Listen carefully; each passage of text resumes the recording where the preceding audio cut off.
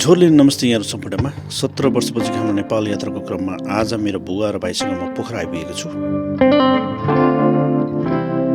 उहाँहरू 2 दिन अघि मात्रै भुटानबाट नेपाल आइपुग्नु भएको हो। अघिल्लो भिडियोमा मेरो परिवार र प्रिय मित्र भक्त सरको परिवार सहित हामीले पाटन दरबार स्क्वायर र भक्तपुर दरबार स्क्वायर घुमेका थियौँ। त्यसै भिडियोमा चन्द्रगिरी हिल्सको भ्रमण अर्को भिडियोमा आउने कुरा पनि उल्लेख गरिएको थियो, तर केही व्यक्तिगत कारणवश त्यो भिडियो केही समयपछि मात्र सेयर गरिने जानकारी गराउन चाहन्छु। ल पानी परेर के भयो त, हामी बोटिङ गर्न गइरहेछौँ। आज हामी बुवा र भाइसँगको पोखरा यात्रा फेवातालमा डुङ्गा चढेर सुरु गर्दैछौँ। मनसुन सुरु भइसकेकोले मौसमले खासै साथ दिइरहेको छैन। बिहानैदेखि हल्का पानी परिरहेको छ। ल दाइ हामीलाई सेफ लगेर सेफ ल्याइदिनु होला नि। हात भित्र गर्नु है। हात भित्र छ, भित्र। ल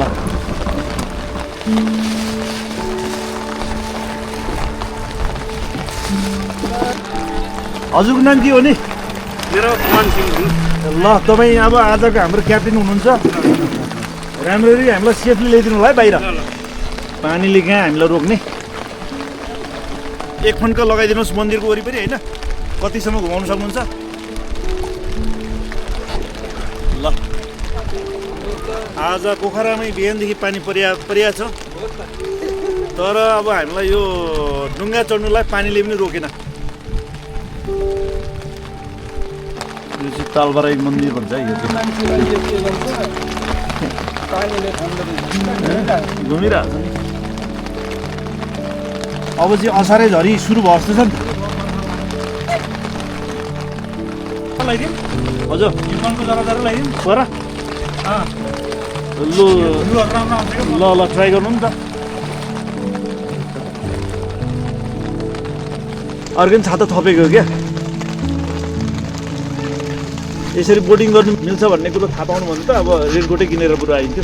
डुङ्गामा चढेर फेवाताल घुम्दै गर्दा यो कुनै पर्यटकीय गतिविधि भन्दा बढी प्रियजनहरूसँगको सम्झना, कुराकानी र मौनता बाँड्ने पल जस्तै महसुस भइरहेको छ।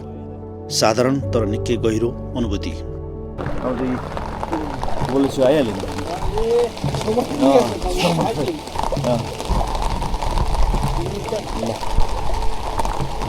ल कतिसम्म घुमाउनु सक्नुहुन्छ तपाईँले घुमाइदिनुहोस्, होइन?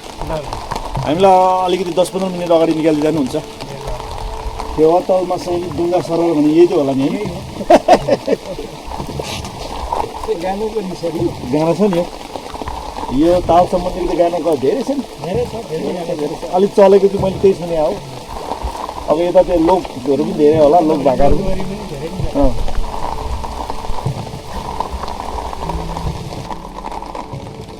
डुङ्गा चालकसँग पनि जीवनको सुख दुःखको केही कुरा साट्ने अवसर मिलिरहेको छ। आजको लागि चाहिँ तपाईँको क्युको पहिलोपटक थियो आज? मन्दिर आएको ए अघि आउनु भएको थियो।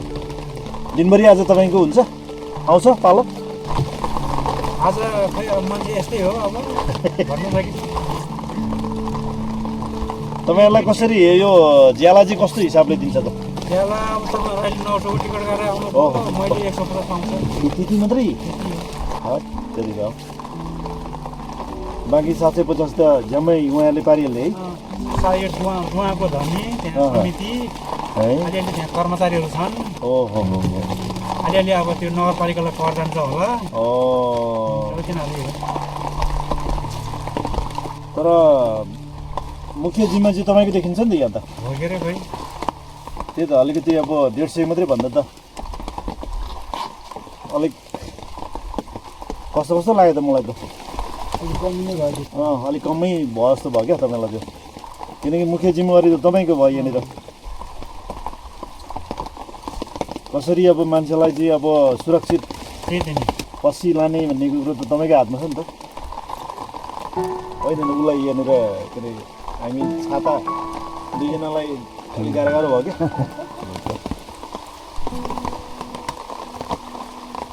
उहाँ गएर चाहिँ बुहारीलाई देखाउने होला।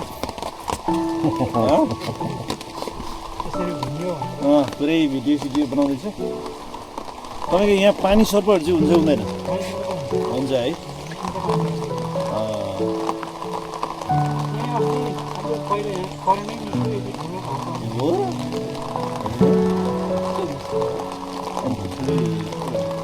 करेन्ट सबै आइदिनु करेन्ट फेरि कोही हुनुमा त सिधिहाल्छ नि। सिधियो नि आजको बोटिङ पनि पुरै छाता उडेको छ पानी अब निरन्तर परिरहेको छ अनि तर अब मलाई चाहिँ छुट्टै अनुभव भयो क्या दाइ हजुर अस्ति अब यसरी आएको थिएन होइन अब ठुलो बोटमा चढ्नु पऱ्यो फेरि अब यसरी यत्रो टाढो आइएको थिएन क्या हामी त्यो मन्दिर पनि सिन्दा ओर्दा अलिक समय लाग्यो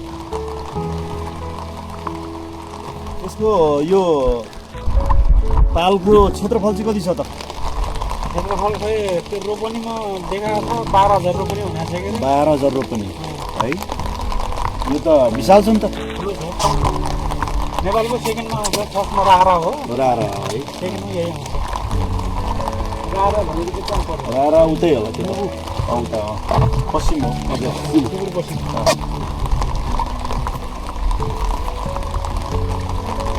हामी वल्लो छुदेखि अब फेरि फर्किने क्रममा छौँ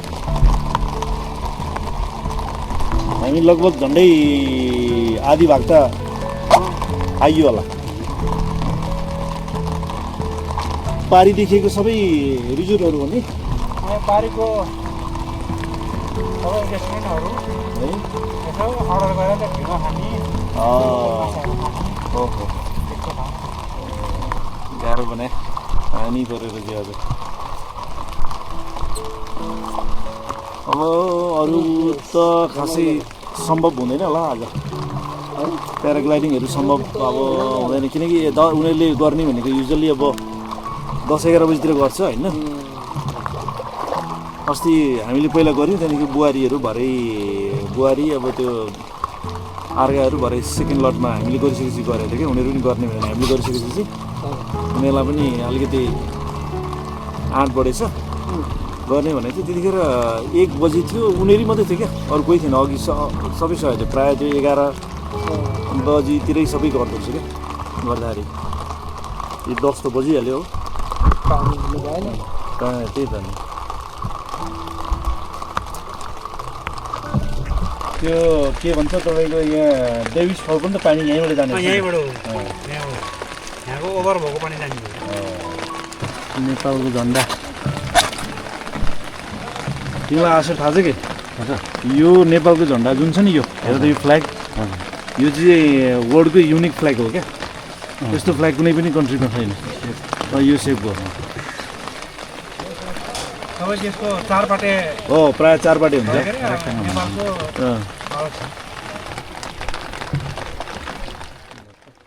करिब 1 घण्टाको डुङ्गा यात्रापछि हामी पुनः घाटमा फर्किँदैछौँ